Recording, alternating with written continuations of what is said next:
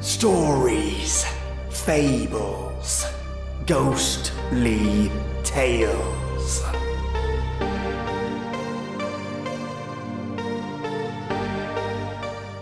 An old woman has a sister whose bestowed gifts drive her to insanity. A children's game goes too far without them knowing, and a child is born who's prophesied to marry the king's daughter, with a king who refuses to accept that. Welcome, listeners, to 3 grim, morbid tales: The Flayed Old Woman, Butchering of Children, and the Devil, and the 3 Golden Hairs. I have my tea right in front of me. English toffee this time, and I'm loving it. It's a butterscotch tea with a hint of caramel and the earthiness of black tea. Oh my god, delicious. Yum. Pour yourself your own tea, mates. Relax wherever you are, and let's listen to some tales suitable for the campfire. The Flayed Old Woman. A long time ago, the king of Rockfort lived across the street from 2 miserable old sisters. The cruelty of time had taken everything away from the women. Age had deformed their limbs, wrinkles covered every inch of skin, and the hair they had lost from their head regrew elsewhere on their ancient bodies. The sisters did not dare go outside for fear of being seen. The king had no interest in his reclusive neighbors until he happened to hear the eldest one singing. By some chance, time had forgotten to steal away this youthful voice. The king was enchanted by the sound and demanded to be told about the woman living next to his castle. His servant knew of the hags and was snide in his response. The woman is so fragile, a flake of dust would break her bones. The sarcasm was lost on the king, who now believed a delicate flower of a woman lived next to him, and he began to pine for her. Alas, pining from a tower did not fit this bold noble. He walked straight down to the ramble-down home of the sisters, and spewed forth words of longing. The eldest sister refused to come out and speak with the king, but that only made him want her more. The king demanded to see some part of her to assuage his longing. The hag was so wrinkled that there was no bit of her that wouldn't offend him, but it seemed there was little choice in the matter. So, in the smallest voice she could manage, the elder sister explained, "In a week's time, I will show you 1 finger." The king was delighted. He knew that strongholds were 1 inch by inch, and considered this a step towards victory. He agreed and left the woman to her own devices. The sisters desperately covered their fingers in syrup and sucked at them in a desperate attempt to rejuvenate their old flesh. A week went by, and the king returned. He demanded to see the finger he was promised. After all their work, the younger sister had managed to produce 1 youthful-looking finger. Said finger was offered to the king through the keyhole. To the man, the digit was an arrow through his heart. He knew he was in love and said so between the passionate kisses he placed on the limb. The king begged, pleaded, demanded this mysterious woman share his bed that night. Unable to deny the king, in the highest pitch she could manage, the eldest sister said, "I would be honored, but I am still a humble peasant, and am too ashamed to be seen by your grace. I will only visit your royal bedchambers if you remove all the lights in the castle, so I will not have to be afraid to be seen." The king promised it would be done, and left. While the king eagerly awaited nightfall, the sisters had to work fast. The eldest had every loose bit of flesh pulled and tied behind her back with twine, in a desperate attempt to regain smooth skin. Then they shaved and plucked until their time ran out. The eldest sister draped herself in a cloak and was escorted by a servant through the dark halls of the castle. In the darkness of the bedroom, the king pulled the woman close to him. Being a wealthy man, he had covered himself in the strongest of perfumes and could not smell the horrendous odors that seeped from the woman. But he could feel her. Despite the sisters' attempts, the king could feel the blisters that afflicted the old and the gnat bites that plagued the poor. As they coupled, the king had expected to ride a fine Spanish galleon, only to find himself on a barnacle-ridden old tub. Finished, the old woman fell asleep. The king pulled out a flint and candle and looked up at his lover's face. He was horrified. He had wanted a nymph and instead found himself a gorgon. He quickly called the guards. They seized the poor hag from the bed and carried her towards the window. She begged for mercy. She had no desire to deceive the king, but he had asked her to come. The king did not care, and she was thrown out the window. By some miracle, the woman did not die upon the rocks below the tower. Instead, she had become tangled up in a tree. She struggled to get herself loose, but found herself too old to do so and wept. The fairies of the forest heard the crying and went to investigate. Seeing the old woman's plight, they laughed at her misfortune. She was hurt by the laughter and cried more. The fairies could not remember a time they had laughed so hard, so they decided they would bestow gifts on the old woman as thanks. One by one, the fairies granted her youth and beauty, wealth and manners, servants and status. The older sister soon found herself seated on a velvet throne, wearing a fabulous gown, surrounded by equally well-dressed attendants. Meanwhile, the king finally regained his composure. He looked out the window to see the fate of the hapless old crone, only to see the finest lady in the land seated below. He could not believe his eyes. He did not know what had happened or who it was, but believed it had to be fate. The king ran out of the castle and proposed to the beautiful woman on the spot. The elder sister, just as unsure what had happened, heartily agreed. The two were wed that day. The new queen invited the elderly hag that lived next to the castle. Though many were tempted to make fun of the hideous crone, once she took her place beside the new queen, none dared to. Though more food had been placed in front of the old woman than she had ever seen in her life, she refused to eat it. All her focus was on the youth of her sister. The old woman tugged at her sister's gown. "What have you done, my sister? How did you do it?" she begged. The young queen shook her head. "Eat now. We'll talk later." The king asked what was the matter, and the queen dismissively explained, "The old woman finds the mustard on the dishes too strong." Again, the old woman prodded. "Please, tell me how you did it, my sister." The young queen scowled. "We have more than enough time to talk about it. Please, just eat and be patient." The king asked what was wrong. The queen said, "She wants to know if it will be dessert soon." The haggardly sister would not wait. Time had made her what she was. She insisted. "Tell me." Angered, the queen spat out, "I flayed myself." The crone looked at her sister nervously. In a bitter tone, she said, "We suffered together, so I will not let you enjoy this happiness alone," and left the palace.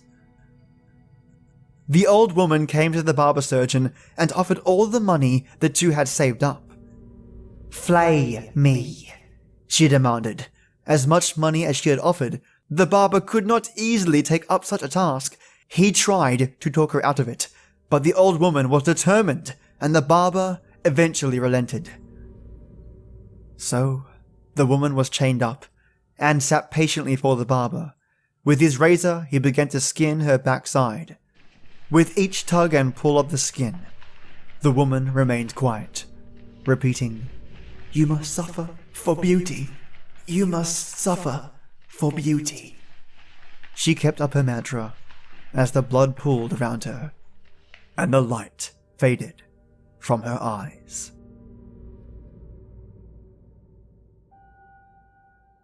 This story was by the Let's Talk Story Tumblr.com, titled The Flayed Old Woman. Goodness. Gory and gross. Perfect for Halloween, right? Now to our next one. So this one is actually from the Brothers Grimm. What makes this one really interesting, it's a 2-part story, very short, and it's taken from 2 separate sources that talk about the same story, and translated from German. The title is How Some Children Played at Slaughtering. And I'm going to attempt the German title because why the heck not, right? Alright, all my German listeners, or all those that know German, let me, like this story, unfortunately, butcher your language. Wie Kinder Schlachtens miteinander gespielt haben. Gosh, I'm waiting for my German listeners to cringe. But let's get to the story. How Some Children Played at Slaughtering. Part 1. In a city named Freinecke, located in West Friesland, some young boys and girls between the age of 5 and 6 happened to be playing with one another. They chose one boy to play a butcher, another boy to play the cook, and a third boy was to play the pig. Then they chose one girl to be a cook and another girl her assistant. The assistant was to catch the blood of the pig in a little bowl, so they could make sausages. As agreed, the butcher now fell upon the little boy playing the pig, threw him to the ground and slit his throat open with a knife.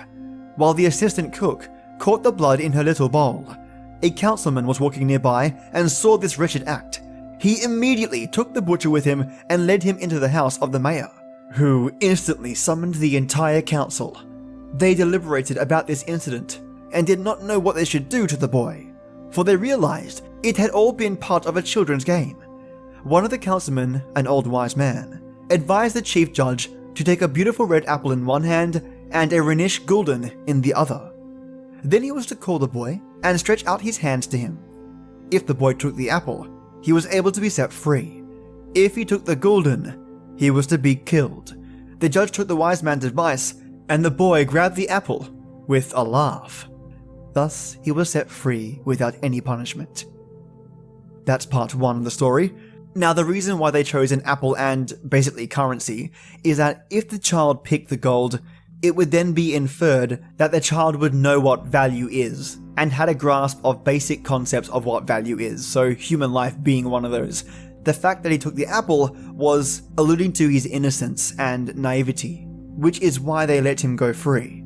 Now let's listen to part 2. There once was a father who slaughtered a pig, and his children saw that. In the afternoon, when they began playing, one child said to the other, "You be the little pig, and I'll be the butcher." And he then took a shiny knife and slit his brother's throat. Their mother was upstairs in a room bathing another child when she heard the cries of her son. She immediately ran downstairs. Upon seeing what had happened, she took the knife out of her son's throat and was so enraged that she stabbed the heart of the other boy, who had been playing the butcher. Then she quickly ran back to the room to tend to her child in the bathtub, but while she was gone, the child had drowned in the tub. Now the woman became so frightened and desperate that she did not allow the neighbors to comfort her, and finally hung herself. When her husband came back from the fields and saw everything, he became so despondent that he died soon after. Yep, morbid as all hell. 2 very similar stories from the same writers but written in a different way. Absolutely fascinating. I also have around 7 stories about Red Riding Hood, all different variations, all from different countries. I think I'll do an episode on that as well at some point. And now on to our last story. This particular story is a childhood story of mine. I watched it on the Storyteller, and it went under a different name. It went under Luck Child. In this case, this story by the Brothers Grimm, a darker version, is titled The Devil with the 3 Golden Hairs. There was once a poor woman who gave birth to a little son, and as he came into the world with a caul on, it was predicted that in his 14th year he would have the king's daughter for his wife. It happened that soon afterwards the king came into the village and no one knew that he was the king. And when he asked the people what news there was, they answered, "A child has just been born with a caul on. Whatever anyone so born undertakes turns out well. It is prophesied too, that in his 14th year he will have the king's daughter for his wife." The king, who had a bad heart and was angry about the prophecy, went to the parents and, seeming quite friendly, said, "You poor people, let me have your child, and I will take care of it." At first they refused, but when the stranger offered them a large amount of gold for it, they thought, "It is a luck child, and everything must turn out well for it." They at last consented, and gave him the child. The king put it in a box and rode away with it, until he came to a deep piece of water. Then he threw the box into it, and thought, "I have freed my daughter from her unlooked-for suitor." The box, however, did not sink, but floated like a boat, and not a drop of water made its way into it. And it floated within 2 miles of the king's chief city, where there was a mill, and it came to a standstill at the mill dam. A miller's boy, who by good luck was standing there, noticed it, and pulled it out with a hook, thinking that he had found the great treasure. But when he opened it, there lay a pretty boy inside, quite fresh and lively. He took him to the miller and his wife, and as they had no children, they were glad and said, "God has given him to us." They took great care of the foundling, and he grew up in all goodness. It happened that once in a storm, the king went into the mill, and he asked the millfolk if the tall youth was their son. "No," answered they. "He is a foundling. 14 years ago, he floated down to the mill dam in a box, and the mill boy pulled him out of the water." Then the king knew that it was none other than the luck child which had been thrown into the water, and he said, "My good people, could not the youth take a letter to the queen? I will give him 2 gold pieces as a reward." "Just as the king commands," answered they, and they told the boy to hold himself in readiness. Then the king wrote a letter to the queen, wherein he said, "As soon as the boy arrives with this letter, let him be killed and buried, and all must be done before I come home." The boy set out with this letter, but he lost his way, and in the evening came to a large forest. In the darkness he saw a small light. He went towards it and reached a cottage. When he went in, an old woman was sitting by the fire quite alone. She started when she saw the boy, and said, "Whence do you come? And whither are you going?" "I come from the mill," he answered, "and wish to go to the queen, to whom I am taking a letter. But as I have lost my way in the forest, I should like to stay here overnight." "You poor boy," said the woman. "You have come into a den of thieves, and when they come home, they will kill you." "Let them come," said the boy. "I am not afraid, but I am so tired that I cannot go any farther." And he stretched himself upon a bench and fell asleep. Soon afterwards the robbers came, and angrily asked what strange boy was lying there. "Ah," said the old woman, "it is an innocent child who has lost himself in the forest, and out of pity I have let him come in. He has to take a letter to the queen." The robbers opened the letter and read it, and in it was written that the boy, as soon as he arrived, should be put to death. Then the hard-hearted robbers felt pity, and their leader tore up the letter and wrote another, saying that as soon as the boy came, he should be married at once to the king's daughter. Then they let him lie quietly on the bench until the next morning, and when he awoke, they gave him the letter and showed him the right way. And the queen, when she had received the letter and read it, did as was written in it, and had a splendid wedding feast prepared, and the king's daughter was married to the luck child. And as the youth was handsome and agreeable, she lived with him in joy and contentment. After some time, the king returned to his palace and saw that the prophecy was fulfilled, and the luck child married to his daughter. "How can this come to pass?" said he. "I gave quite another order in my letter." So the queen gave him the letter, and said that he might see for himself what was written in it. The king read the letter, and saw quite well that it had been exchanged for the other. He asked the youth what had become of the letter entrusted to him, and why he had brought another instead of it. "I know nothing about it," answered he. "It must have been changed in the night when I slept in the forest." The king said in a passion, "You'll have not everything quite so much your own way. Whosoever marries my daughter must fetch me, from hell, 3 golden hairs from the head of the devil. Bring me what I want, and you shall keep my daughter."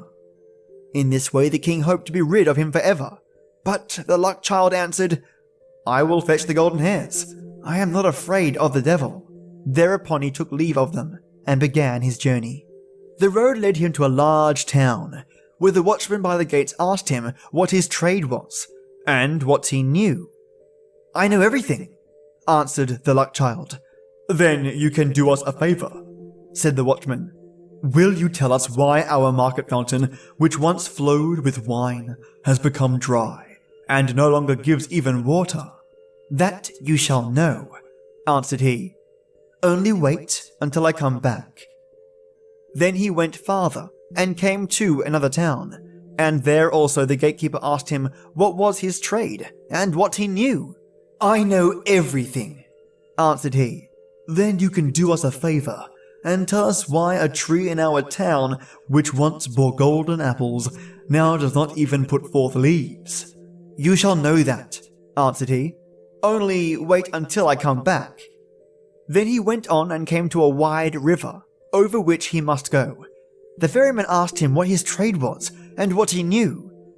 "I know everything," answered he.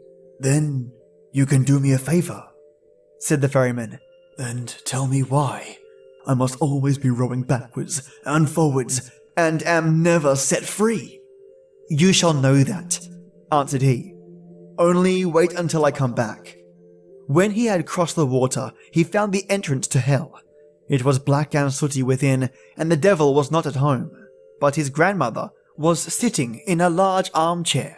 "What do you want?" she said to him, but she did not look so very wicked. "I should like to have 3 golden hairs from the devil's head," answered he, "else I cannot keep my wife." "That is a good deal to ask for," she said. "If the devil comes home and finds you, it will cost you your life. But as I pity you, I will see if I cannot help you." Then she changed him into an ant. "Creep into the folds of my dress. You will be safe there." "Yes," answered he. so far so good, but there are 3 things beside that I want to know. Why a fountain which once flowed with wine has become dry, and no longer gives even water, why a tree which once bore golden apples does not even put forth leaves, and why a ferryman must always be going backwards and forwards and is never set free." "Those are difficult questions. But only be silent and quiet, and pay attention to what the devil says when I pull out the 3 golden hairs." As the evening came on, the devil returned home. No sooner had he entered than he noticed that the air was not pure. "I smell man flesh," said he. "All is not right here." Then he pried into every corner and searched, but could not find anything. His grandmother scolded him. "It has just been swept," she said, "and everything put in order. And now you are upsetting it again. You have always got man's flesh in your nose. Sit down and eat your supper." When he had eaten and drunk, he was tired, and laid his head in his grandmother's lap, and before long he was fast asleep, snoring and breathing heavily. Then the old woman took hold of a golden hair, pulled it out, and laid it down near her. "Ow!" cried the devil. "What are you doing?" "I have had a bad dream," answered the grandmother. "So I seized hold of your hair." "What did you dream, then?" said the devil. "I dreamt that the fountain in a marketplace from which wine once flowed was dried up, and not even water would flow out of it. What is the cause of it?" "Oh, if they did but know it," answered the devil. "There is a toad sitting under a stone in the well. If they killed it, the wine would flow again." He went to sleep again, and snored until the window shook. Then she pulled the second hair out. "Ah, what are you doing?" cried the devil angrily. "Do not take ill," she said. "I did it in a dream." "What have you dreamt this time?" asked he. "I dreamt that in a certain kingdom there stood an apple tree, which once had borne golden apples, but now would not even bear leaves. What think you? was the reason. Oh, if they did but know, answered the devil. a mouse is gnawing at the root. If they killed this, they would have golden apples again. But if it gnaws much longer, the tree will wither altogether. But leave me alone with your dreams. If you disturb my sleep again, you will get a box on the ear. The grandmother spoke gently to him until he fell asleep again and snored. Then she took hold of the third golden hair and pulled it out. The devil jumped up, roared out, and would have treated her ill if she had not quieted him once more and said, Who can help bad dreams? What was the dream then? asked he, and was quite curious. I dreamt of a ferryman who complained that he must always ferry from one side to the other, and was never released. What is the cause of it? Ah, the fool. Answered the devil. When anyone comes and wants to go across, he must put the oar in his hand, and the other man will have to ferry, and he will be free. As the grandmother had plucked out the third golden hair, and the 3 questions were answered, she let the old serpent alone, and he slept until daybreak. When the devil had gone out again, the old woman took the ant out of the fold of her dress and gave the luck child his human shape again. There are the 3 golden hairs for you, Said she. What the devil said to your 3 questions, I supposed you heard? Yes, answered he. I heard and will take care to remember. You have what you want, Said she. and now you can go your way. He thanked the old woman for helping him in his need, and left hell well content that everything had turned out so fortunately. When he came to the ferryman, he was expected to give the ferryman the answer. Ferry me across first, said the luck child, and then I will tell you how you can be set free. And when he reached the opposite shore, he gave him the devil's advice. Next time anyone comes who wants to be ferried over, just put the oar in his hand. He went on and came to the town wherein stood the unfruitful tree, and there too the watchman wanted an answer. So he told him what he had heard from the devil. Kill the mouse which is gnawing at its roots, and it will again bear golden apples. Then the watchman thanked him, and gave him as a reward 2 donkeys laden with gold, which followed him. At last he came to the town whose well was dry. He told the watchman what the devil had said. A toad is in the well beneath a stone. You must find it and kill it, and the well will again give wine in plenty. The watchman thanked him, and also gave him 2 donkeys laden with gold. At last the luck child got home to his wife, who was heartily glad to see him again, and to hear how well he had prospered in everything. To the king he took what he had asked for, the devil's 3 golden hairs, and when the king saw the 4 donkeys laden with gold, he was quite content, and said, Now all the conditions are fulfilled, and you can keep my daughter. But tell me, dear son-in-law, where did all that gold come from? This is tremendous wealth. I was rowed across a river, answered he, and got it there. It lies on the shore instead of sand. Can I too fetch some of it? Said the king, and he was quite eager about it. As much as you like, answered he. There is a ferryman on the river. Let him ferry you over, and you can fill your sacks on the other side. The greedy king set out in all haste, and when he came to the river, he beckoned to the ferryman to put him across. The ferryman came and bade him get in, and when they got to the other shore, he put the oar in his hands, and sprang out. From this time forth the king had to ferry, as a punishment for his sins. Perhaps he is ferrying still. If he is, it is because no one has taken the oar from him. Such a classic tale.